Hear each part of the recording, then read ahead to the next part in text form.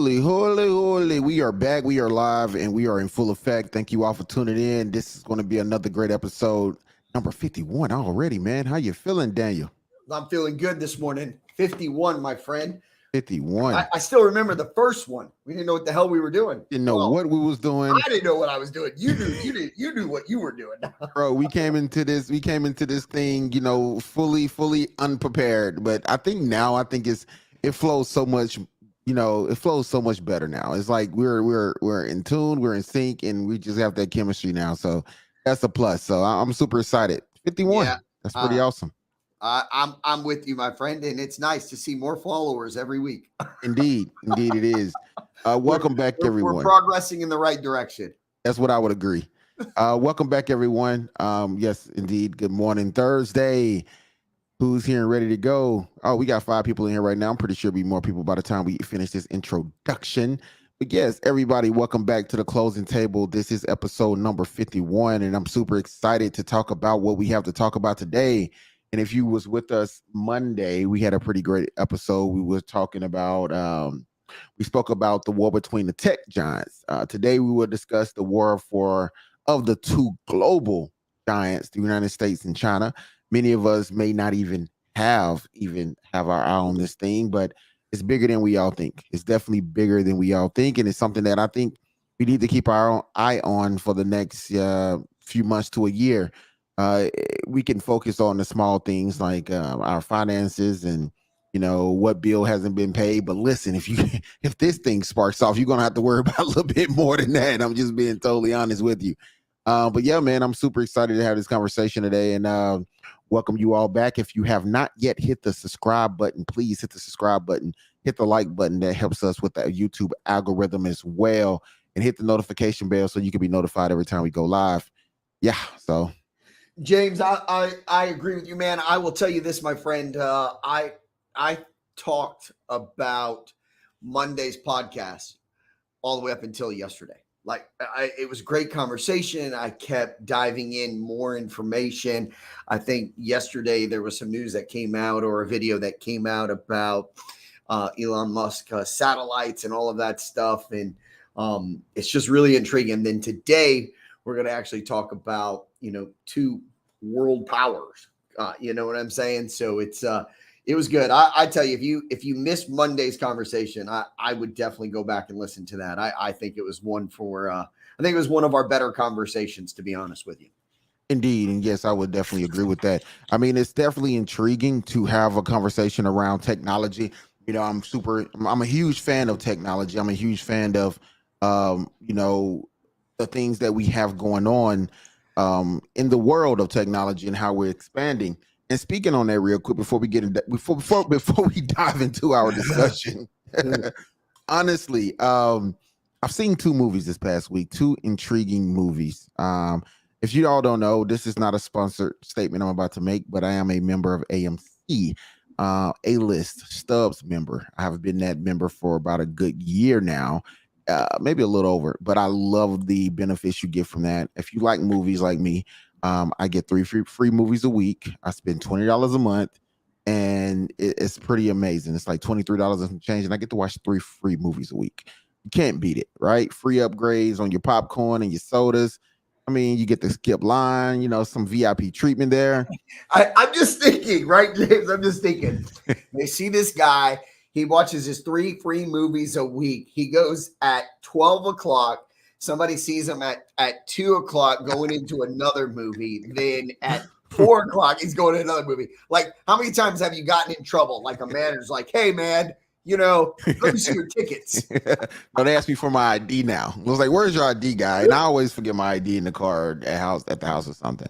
They should get you guys like the lanyards where you could put your ID inside your lanyard. Yeah, you're an elite member, But yeah, I definitely love the benefits of having my AMC VIP package. But overall, I seen 2 movies this past week. Me and my wife, we went to go and see The Sound of Freedom.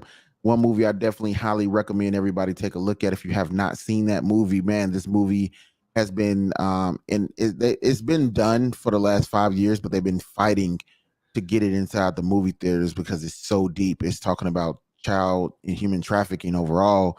I and it's heard in the just first 5 minutes, James, it just like the first 5-10 minutes just locks you in. locks you in, man. Locks you in. What I heard. Um, Really heartfelt story. I definitely Mhm. recommend you all go check it out. I even bought tickets for somebody who couldn't afford to go see it. Like there's this little thing that pop up like, hey, donate a ticket to somebody. It's definitely something that you should take the time to go see. I really enjoyed it. But on another subject matter, because we're heading into a different conversation. Hold on, real quick, James, before we But go there. Hold on. So when it talks about this movie, right? Because you and I briefly talked about it and I looked into it and I'm getting ready to go on vacation. So I've already told my wife and my son and my daughter and my niece and everybody, like, I'm going to break away for 3 hours because I want to go and see this movie so that I can feel the impact that that people are talking about, actually I screaming about. I honestly think you should take the family to see this, bro. Even your niece, because it's so deep and it's so touching, and it helps bring awareness to something that I think we don't pay much attention to. You think it's okay for a 9-year-old? Oh yeah, she should definitely go see that movie because it's going to change her perspective on the world as isn't as safe as we like to walk around here blindly thinking it I is. You know, so I mean, Yeah, again, we walk around with our blinders with on, our James, don't we? blinders up, you know, Yep. and again, don't get me wrong. Maybe somebody in the comment section can tell you. I think I would take my 9-year-old niece or daughter to see it. I would. There was some younger kids in there with their parents watching it. And it was really heartfelt.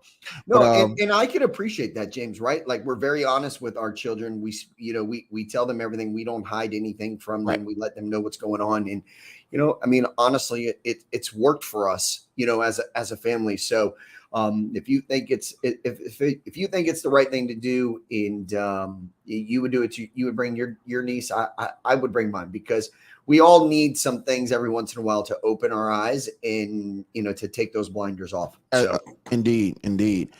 Never thought I would want to be an activist for this type of stuff, but it really made me start to realign myself and be like, wow, maybe there needs to be a little bit more energy going into this type of conversation than we're used to having, you know, because it could be any one of our kids at some point.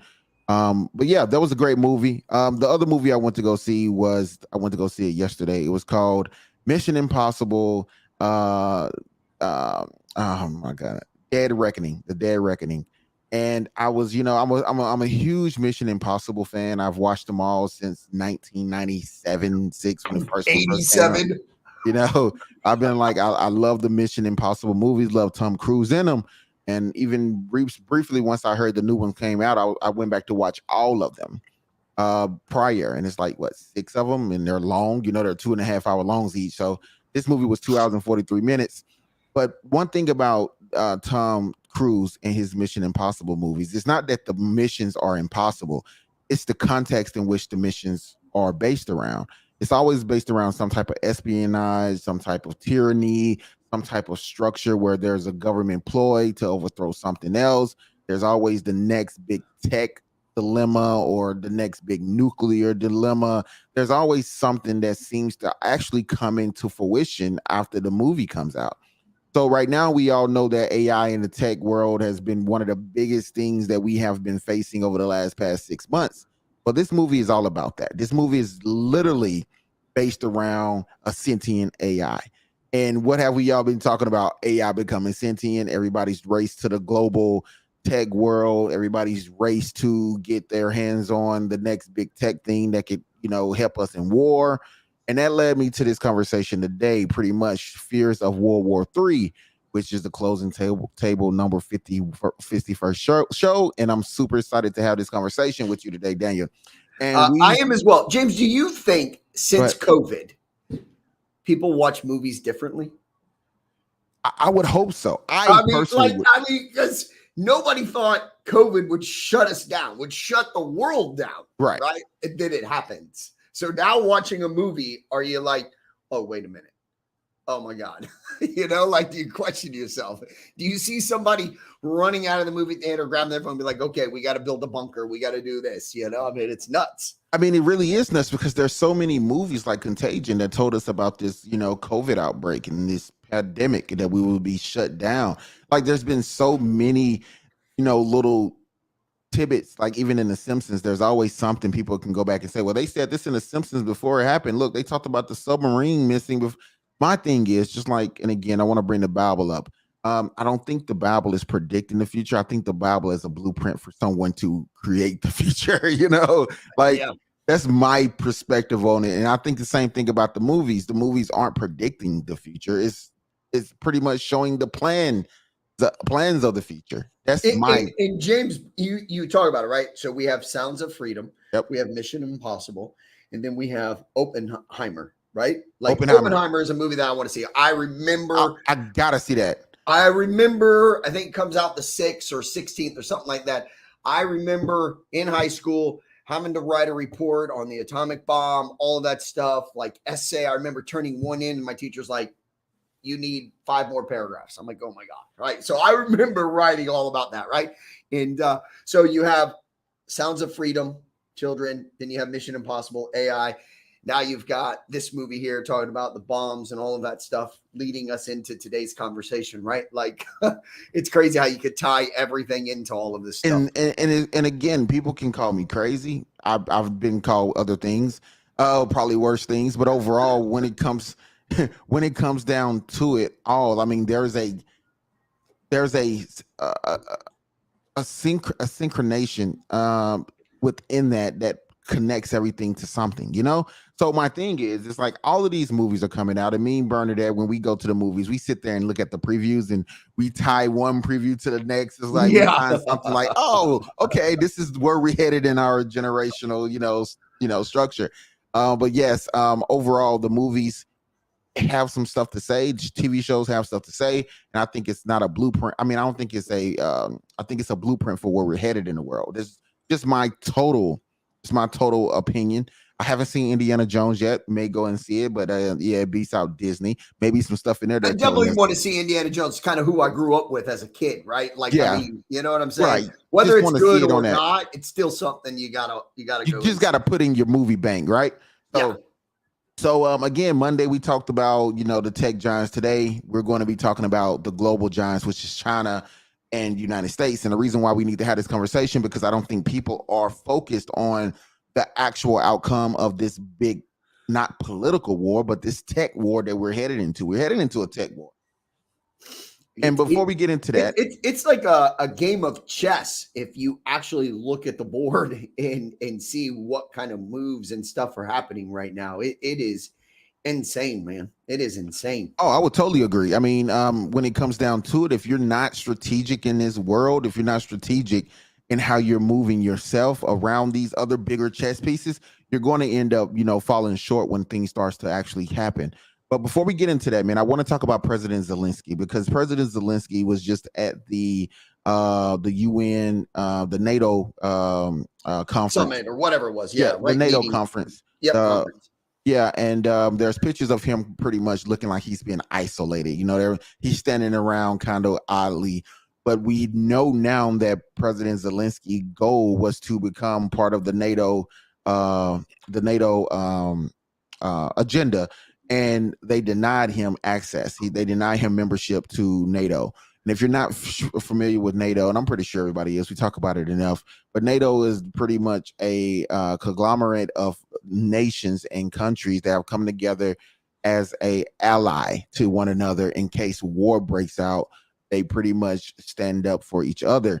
Now, the reason why from Joe Biden, well, let me ask you this: why do you think Zelensky wants to be a part of NATO now? Why now? Well, first I want to answer, with the photos and all of that stuff, right? I have a tough time looking at the photos here online, and in disclaimers below it states that, they can't, how did they say it? They cannot state that this is an accurate photo and all that stuff. I They watched can't understand that. They can't understand the concept or the reference behind it. yeah. Why was he standing ollie like that? Yes. Yeah, we did some filming here on Tuesday, and what these photographers can do and these video people can do is amazing, right? So they can grab a picture, black everybody out, make a different background, all that stuff. So I don't really believe every single picture that I'm seeing with Zelensky standing by himself. Is there a moment? We all end up standing by ourselves, walking in a networking meeting at some point. You catch the right picture, you catch the right picture. Um, when they sat down around the table and they're doing everything and they were talking about him, he got a standing ovation, all of that stuff, right? Again, I don't think they let him in NATO at all right now, simply because there's a war going on between them and Russia. Like, that would not be good. That needs to be settled, in my opinion, prior to them really even having talks about him joining NATO and stuff But like why that. though? Why do you think we need to wait to have him join versus have him join and pretty much go in with him on this war? Who's he going to join? Is he going to join Russia? Is he going to stay independent? I mean, that's not going to happen. He's going to want some protection at this point, in my opinion. I mean, it's not over. I mean, If the aren't we war just giving him, stopped, it's not. Russia's not going to stop. Russia right, wants but what aren't Russia we giving wants, him just enough like protection? James. The U.S. wants what they want. I mean, I understand, but aren't we giving him enough protection with all the $80 billion we sent over there and all the weaponry we sent over? We just sent I think, a busload of cluster bombs over there to help him. I mean, is this not enough help, or is he thinking he needs the help of the whole NATO to step in and get rid of this situation? I mean, looking at it again, I'm not a world leader or anything like that, but at this point, his country is being invaded, right or wrong, for whatever it is going on. There are hundreds of thousands of lives being lost, multiple building structures being destroyed. There's no win in war, right? So, I mean, countries are being destroyed, lives are being wrecked. Um, he's getting help from NATO, right? They're telling us, they're using these missiles and our tanks and artillery and all of that stuff for defense mechanism to prevent Russia from coming in further and stuff like that. They've got planes, but they can't go over certain boundaries, stuff like that. So again, you believe what you want to believe, but I mean, I do think at the end of the day that he does want to be part of NATO. I also think that NATO wants part of it. I mean, you think about where Russia is located, and if they grab, if they grab Ukraine, it's right there. It's by all of our NATO ally. You know what I'm saying? It's by Europe. It's by all of those countries. So that's scary. But again, on the opposite side, Russia's probably thinking the same thing. If the NATO grabs Ukraine, it's scary for them. So it's a battle here, back and forth. You know, I would rather have be a partner with them than be with Russia. And I'm with you. I'm with you on that overall. I don't want. I'm glad we're not stepping in right now. Again, I'm okay. Like I told you maybe 2 weeks ago, I'm okay with us saying, "The hell with it. Let's go to war. Let's make this thing happen." I'm okay with saying, "Let's do That's it." because you got money in the bank and you're ready to buy. I don't have enough. I have nowhere near enough. Yeah. But I mean, honestly, I'm just looking at it like, all right, let's step in. Let's go ahead and make this thing happen. If we go ahead and create the offense, then sure. But I've taken a step back since then. I've taken a step back since I made that statement because I started thinking about other things, and we'll talk about that in a minute. But I don't think this is the right moment for America or NATO to step in. Like shooting a bazooka at a fly. Like why would we bring a bazooka to shoot a fly? Like if you want to end this war, we'll give you the tools and the things you need to try to win it. But we can't fully back you in this situation because it's not beneficial for us at this moment. Until somebody shoots off a low grade nuke at you, then there's no reason for us to actually step into this war. Now, overall, we've talked a lot of crap about Biden. I've talked a lot of crap about Biden, and overall, a lot of the people in the audience may have talked a lot of crap about Biden and his connections to China. I don't know what that is. I don't know what that connection looks like. I don't know. I don't even know what the agenda for his connection with China. But at the end of the day, Trump has a connection with China, right? Everybody has a connection with somebody, right? Correct. So, I mean, when it comes down to it, if Joe Biden did some deals or his sons did some deals to get China some money from China, but to implement some policies, there's two types of wars happening here. There's a physical war and there's a psychological war that's happening. I think the psychological war is winning right now. The psychological war is on American people. We have become pretty much desensitized to everything that is, pretty much real. We are now looking at things on a fake basis, like, oh, this is not going to happen. This might not happen. We're not ready to do this.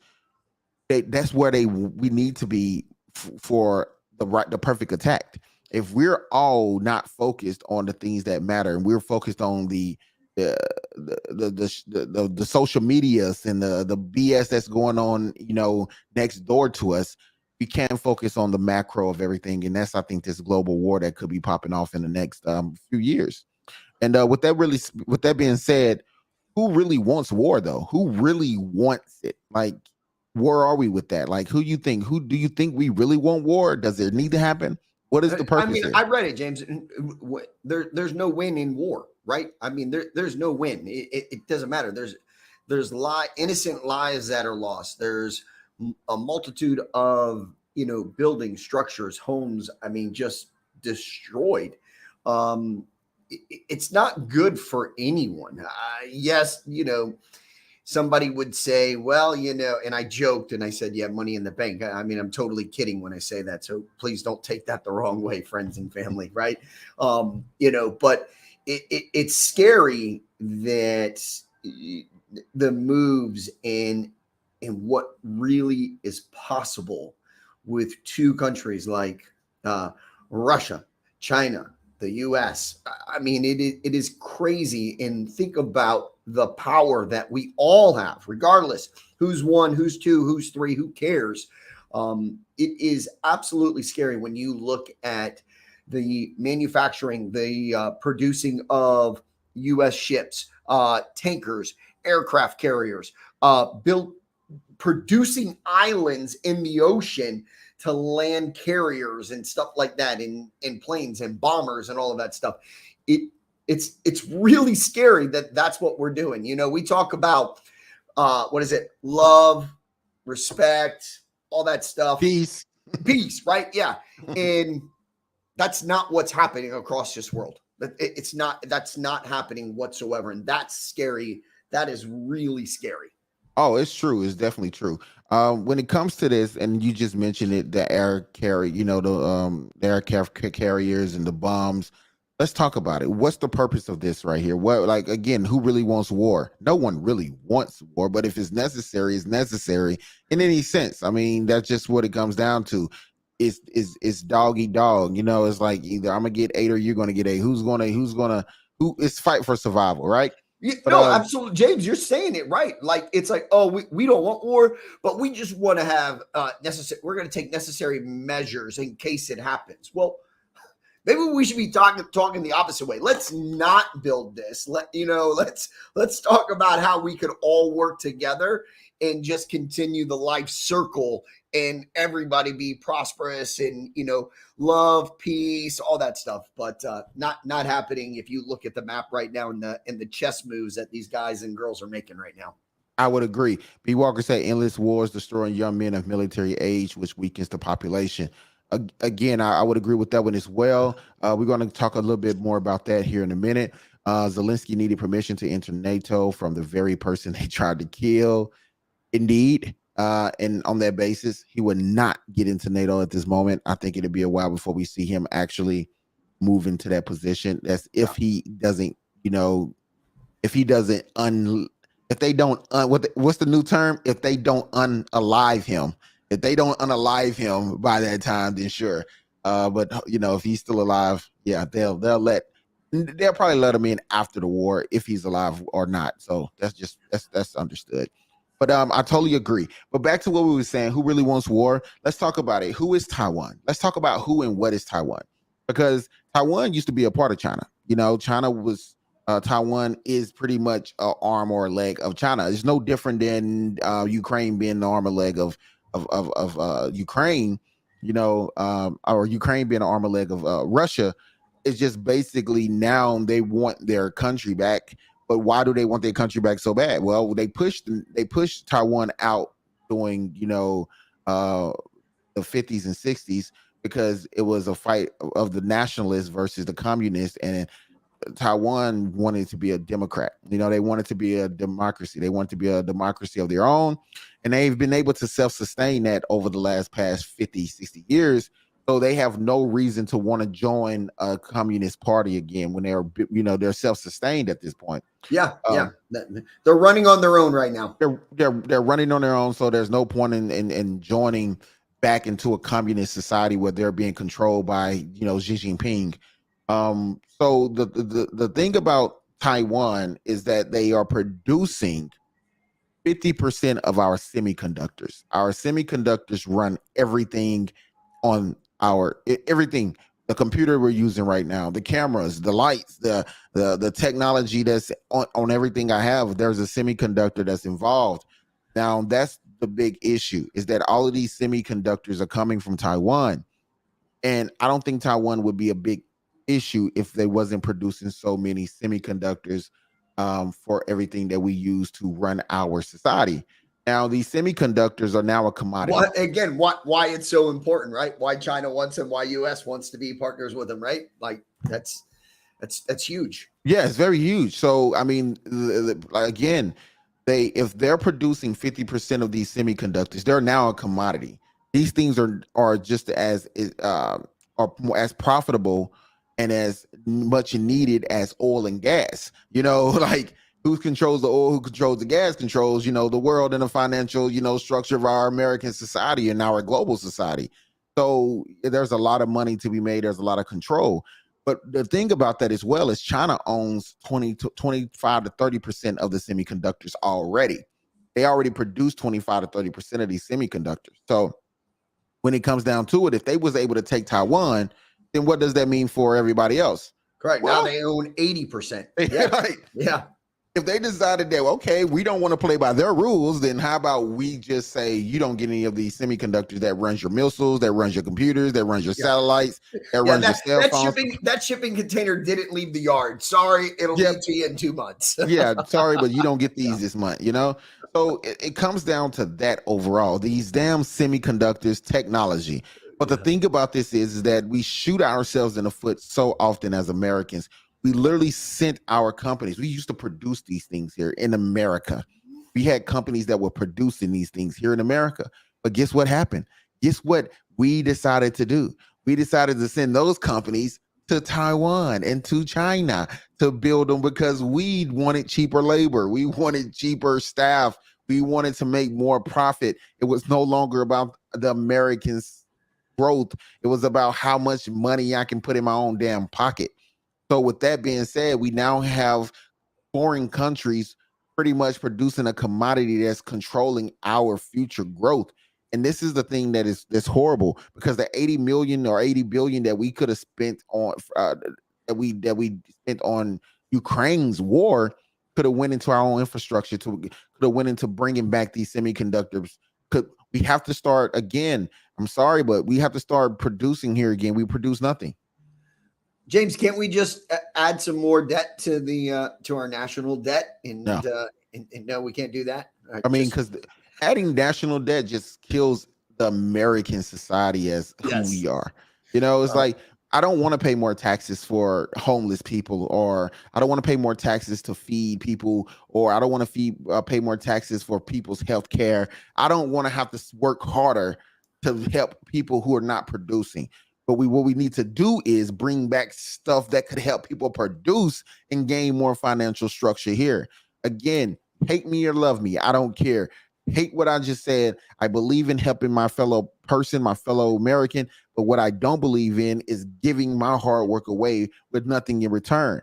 I mean, there's not enough tax write-offs in the world that would give me some type of relief from, me giving and giving and giving, you giving and giving. We gotta stop giving and we gotta start creating. And that's the problem. Like, people want to give before they create, and we have to start back creating and producing here in our American soil. That's the biggest thing for me. No, I'm with you. I want to talk about Taiwan and Cuba, right? Like, okay. This week here, you talk about what they produce and all of that stuff. Recently it came out that China had like a spy center in Cuba, right? And we all made a big stink about it, all of that stuff. I mean, with us being in Taiwan, you got to understand where China is like, hey, you're really close to us, US, right? You're really close to us. You're listening in on us, which whether we say we are, say that we're not, we are, right? Like that's just what we do. And in return, they're doing the same thing. So, Taiwan is our Cuba, and Taiwan or Cuba is their Taiwan. When you look at it being really close, right? They've got these centers set up there. They've got these little bases set up so that they can find out what's going on.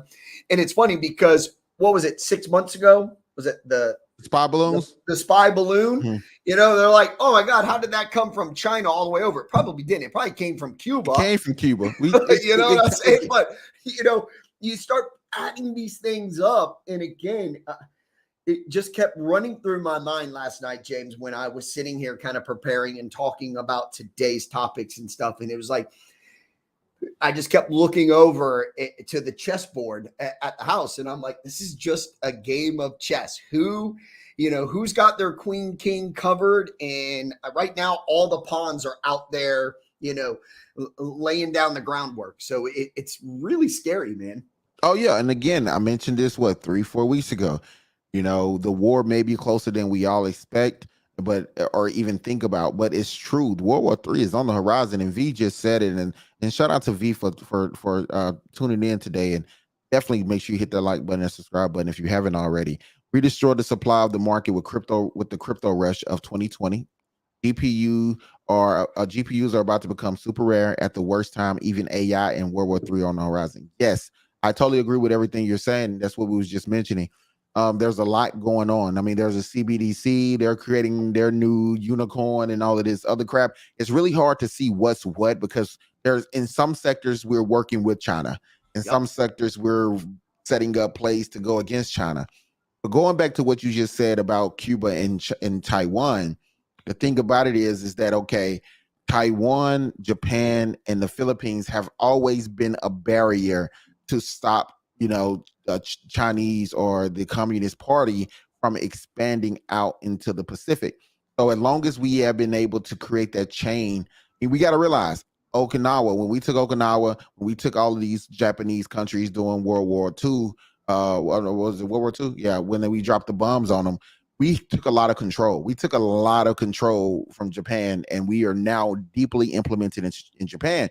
That's why when you go to Hawaii, you go to Australia, you see a high influx of a Japanese culture in those areas because again, we have merged the two countries to be pretty much one. So Japan is expanding their regions and that whole they call it the first chain of islands, the first island chain, that runs along China.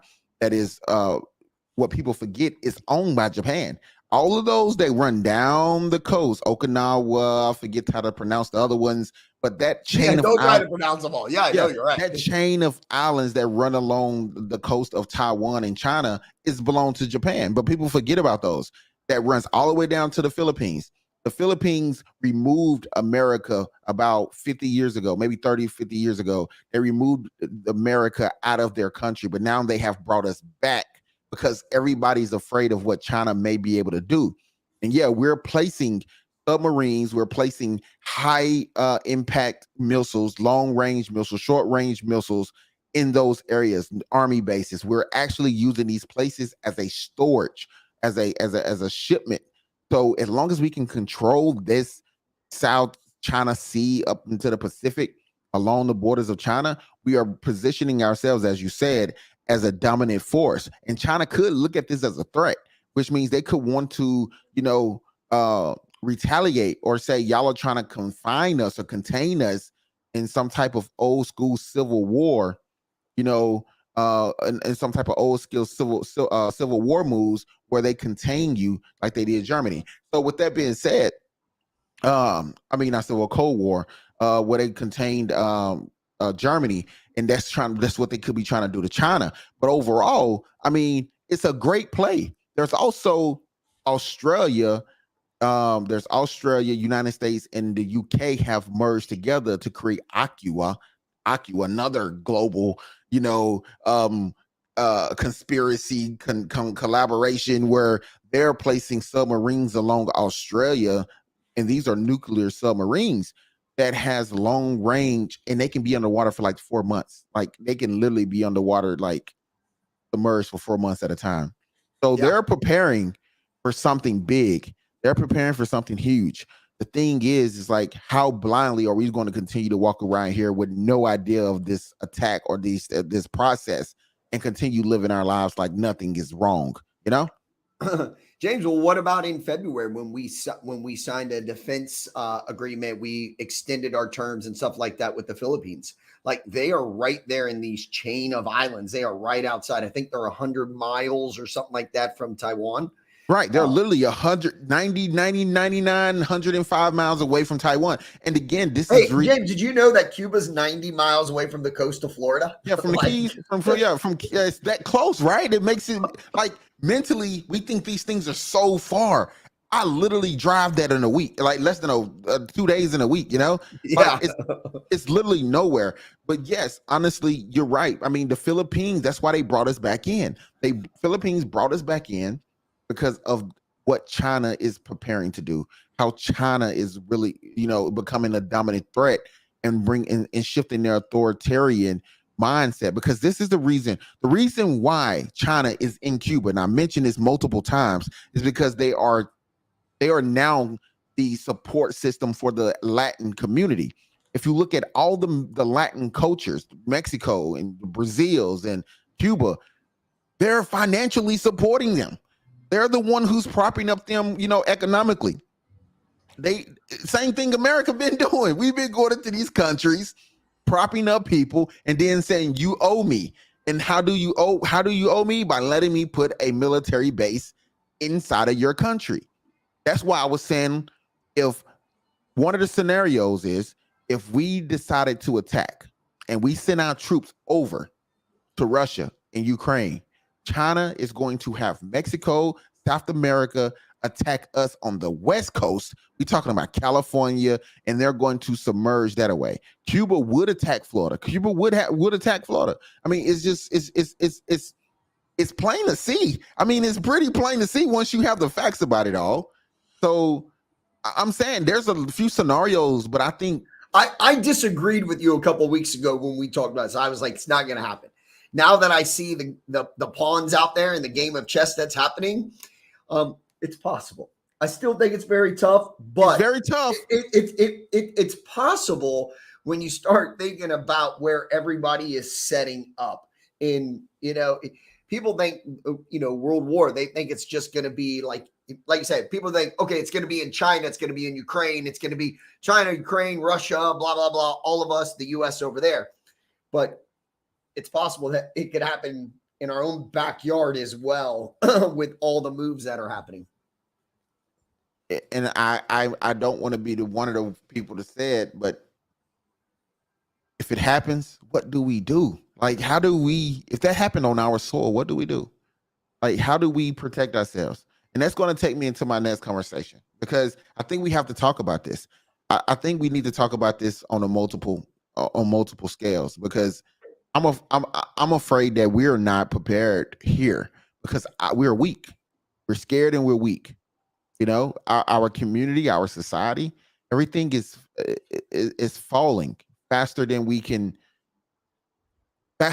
see it. It's falling that quick. It's like, damn, did I just see that? Is that really happening? So if we talk about it, war could spark off, but are we ready? That's the real question. Our army, let's talk about our army real quick before we go into anything else. Our army, our Navy, our military, let's just military family. Yeah, let's say our military family overall. Yep. 50 years ago, we had 3 million soldiers doing the what was it called, the Desert Storm, all of those wars. We had over 3 million soldiers. Today we have 1.5 million. 1.5 million, James. And from last year to this year, we are down. We missed our goal for new recruits, new military personnel by 30%. 30%. Well, we know firsthand, right? Somebody we know closely, 37 years old. 36, 37. Yep. Yeah, just got offered an amazing bonus to join the military, right? Like, I'm sure that the military isn't wanting someone at 30, 37 years old. They'll probably take them. I'm sure they want someone younger so that they stay longer. You know what I'm saying? I'm not in the military family, so I don't really know how that works. But if I'm a business guy, I want longevity. I don't want, a short-term thing, right? So. Indeed. And don't get me wrong, but why the hell are we spending $150 million on sexual transitioning our soldiers from men to women when we are not even spending that type of money on our infrastructure? That's another thing that's wrong with our military. We've become so soft and become so simplified that we not even using things such as the shark attack. I don't know. I'm pretty sure B. Walker can tell us about the shark attack, but the shark attack is something that happens once you join the military. The moment you get off the bus, the soldiers are in your face screaming at you, telling you to get your duffel bag, and you're going to do like a whole mile and a half run like the moment you touch down on the base. No, we don't do that anymore. We don't do that anymore. What we do now is, hey, I'm glad you're here. We're going to do some exercising and some team building. Let's sit around in a circle and do some kumbayas together, hold hands and sing Merry Goes Round. That's what we're doing now in the military. We have simplified our structure. Like the enemy is over there like, well, I guess since they're going to come to war, want to shake hands, we might as well do the same. No, they're not doing that. It's not happening. Our military is just trash compared to what it used to be. I'm not a military. I'm sorry. But the people that I know that was in the military are strong military minded, and they do not agree with this new way of military structure. They don't agree with it at all. I mean, it's funny. I'm not a military person, but I've got 3 or 4 buddies that right out of high school went to the military, and we do a last month we met, and there was about 15, 20 of us there from high school and just associates with friends and stuff like that. And before everybody showed up, it was the 3 of us, and we were sitting there talking, and we were talking about this conversation. And they were like telling me stories about when they got off the bus. Like they didn't get their bags or anything off the bus when they showed up there for 4 days, like right off the bat. They're like, and they both were in the same boot camp. They basically traveled together. They were in Desert Storm together, all of that stuff. And we all went to high school together. And so some of those stories, man, are absolutely crazy that you hear. And then I haven't talked to anybody that's recently been in. It'll be nice to talk to our friend when he gets out to find out what it is. I think he joined the Air Force. I think that's what he did. Mm-hmm. But it'll be interesting to see how boot camp goes there. A quick. Oh, he's going on a thunder run. They're going to hike the mountains, talk about their stories of, how my parent wasn't there for me and how my brother treated me and called me this. And like, come on, man. Like it's not what we need when it comes to so this is like the story when you join a fraternity out of college. Is that what you're saying, around a bonfire? Bro, it's not even that, because we can't even. There's no more hazing. And again, don't get me wrong. I don't believe in, using racial or sexual, discrimination, when it comes to intimidating people and treating them a certain way in the military. No, that's not right. But to be aggressive and to be in someone's face, as B. Walker said, they can't handle a drill sergeant in their face like they'll cry. What you think is going to happen when you have an AK-47 pointed at you? Like, what you think is going to happen when, someone is tying you up and hog tying you and pulling you through the desert and taking you to a secret bunker where they're going to? This is not the time to be mellowing out and smoking pot, talking about peace and love and happiness. I'm sorry, we're not there. We need a stronger military base. I mean, we have I forget the sergeant's name. I just had his name. I didn't write it down. But one of the 5-star generals was one of the first ones to transition in, like transgender sergeants. And again, do what you want. But I personally say we need to stop with the extra shit. Excuse my French, but we need to stop with the extra crap And we have to start getting our kids loving America again. That's the problem. I think now, if you look at the numbers, 50 years ago, there was a 100% increase in most people being patriotic. Today, it's a 75% drop in people in their patriotism. Kids are running around here saying America sucks because of this. America sucks because of that. Where is anybody saying America's great? Like the country you live in, and everybody's begging and fighting and clawing to get here. Why are we as Americans who were born here constantly talking about how America sucks?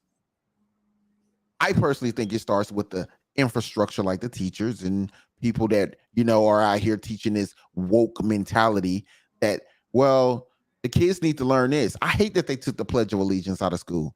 I hate it. I wish we had that back.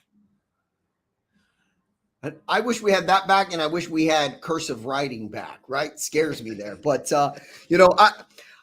I love the USA, man. I love America. I know what you're saying here. I hope that it's not all true. I hope our numbers aren't down like that. I know you've done your homework and all of that stuff, and you've seen the numbers, but I wish I could say what I want to say. I'll say it to you off air, but we have become really soft. We've talked about this before on the show. We give trophies for second place, third place, fourth place. They get to all stand on the same podium and all of that stuff. And it's scary, that we're not getting our hands dirty in building muscle anymore in this country. Like you said, we're shipping everything over. We're allowing ourselves to be lazier because we don't have to do the work anymore here. And that's not what the U.S. was built on. I agree. V said, I really don't think no one is going to ask you your gender when you're clearing rooms in Warzone. I totally agree with you on that. Like, I do agree with you. Like, why change your, like, if you're going to war, like, why do you have to be, unless it stops the conflict, then what? America sucks, but they won't leave and go anywhere else, go somewhere else. That's true. People are here in America, especially this new generation of youngsters who's been taught that America has so many issues, that America has so many problems. By all means, take your ass to China. Go ahead and go get on a boat, get on a airplane, and go over there and see how much better you like it. I know people who has been in China and had to go work in China, and I promise you, they couldn't wait to get back here to America because this is the land of the free. This is the land of freedom. Yeah, there are some issues and there are some things that may need some structural change, but I don't think it's overall enough to say that I hate America. I wouldn't want to live anywhere else unless I lived on my own planet. I mean, maybe I can go to Greenland, but I don't know Greenland. I don't know what it's like over there. I know there's maybe I think there's 7,000 people that live in Greenland. And their crime rate is like 1%. But you live literally in the middle of nowhere by yourself. I mean, if you want to isolate yourself, sure. Go ahead, go right ahead. But you want to be in a productive society, a society that has created entertainment, that has created opportunity, because we have created this matrix that feels good. Yeah, it feels bad at some points. The matrix is freaking horrible. It makes you feel gritty. It makes you feel dirty. It makes you feel like, what is it worth? But then you see how happy your kids are. You see how happy your family is. You see all the opportunity that they have to learn and to grow. Then you realize that's better than being isolated. That's better than being in a cell of your own prison that you created. So I love being here in America. I don't like the people that are here claiming that it's the worst place to be, when I know for a fact there's worse places to be. And I see other people are begging to get over here to join this great country. And we have, and again, I don't want to get out too much off subject, but we take a whole month to celebrate Pride. A whole month to celebrate Pride. Why does it take a month to celebrate something to this caliber? But we take one day to celebrate our country. One day, July 4th. Why not take a month to celebrate our country? Why not take a month to celebrate your freedom? Why not take a month to celebrate the notion that we have something amazing here? That's what I don't get. I can't wrap my head around it at all. James, I think that's really powerful, and I think most of us probably didn't even look at it that way. Just because we go on with our daily routine. You're absolutely right. Like, why do we only get one day for July 4th to celebrate the independence of America and all that stuff? And I don't know. I don't have the answer for that, but it man, you opened my eyes there, because I just kind of took the Pride Month for granted, and then now 4th of July, it's a day of celebration. Okay, then we move on. Like, I would much rather have a month of celebration and parades and all of that stuff, every weekend and all that stuff for the country that we live in, the country that we support, right? I did not look at it that way, my friend. Because we are mentally been put in a position to care about something minute point that has already created. If I and again, black people have Juneteenth. They get a day. Then we have what is it? We have Valentine's Day, a day to love your loved one. Father's Day, one day. Mother's Day, one day. Black History Month get 28 days. I mean, don't know why, but okay, sure. 28 days to learn about Black history. Sure, of course, whatever. One day for Christmas, one day for Thanksgiving, President Day. We have all Memorial Day. We have all of these one day platforms, but we give a whole month of celebration in recognition. Like, somebody wants to be out for a whole month in recognition and celebratory factor. I think they may even get paid for it. They can be off, but we get one day for our country. It makes no sense to me, man. I love America. It definitely doesn't make any sense, right? Like, I mean, that's the month for all of us, right? That's what it should be. It's the start of summer. It's the the time America got their freedom, all that stuff. So yeah, maybe we should write that in and send it in, and that's what we should fight for, James. Bro, let's do it. Signatures. Let's do it. How many signatures we need? 1,000? I don't know, man. If that we can get 1,000 in the city, let's put it together. If we need a purpose, that should be the purpose. If the closing table needs a purpose, that can be our purpose. I like it. And then we could show how many signatures we have every week, every month. Yeah, I like it. I'm with it. Let's get it done. But yes, with that being said, man, great conversation. Just be prepared, everybody. Do your research on everything that's going on. Do not take your day-to-day for granted. Step up and be useful, in American society. Bring something to the table. I know we all have our issues. We all have our problems, but you can be more than just that. You can be more than just that if you actually care about where you are, where you're from, and what we could be. We can literally bring some real growth to not just yourself, but our country altogether. We can't save everybody. We definitely can't save everybody, which is understood.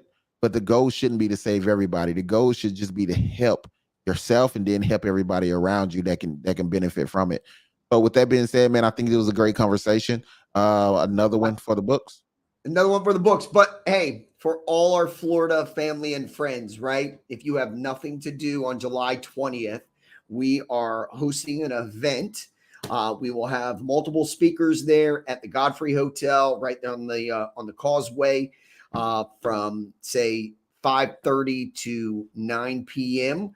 So, James, if you don't mind, at some point, can you put the link or so on the chat? I will.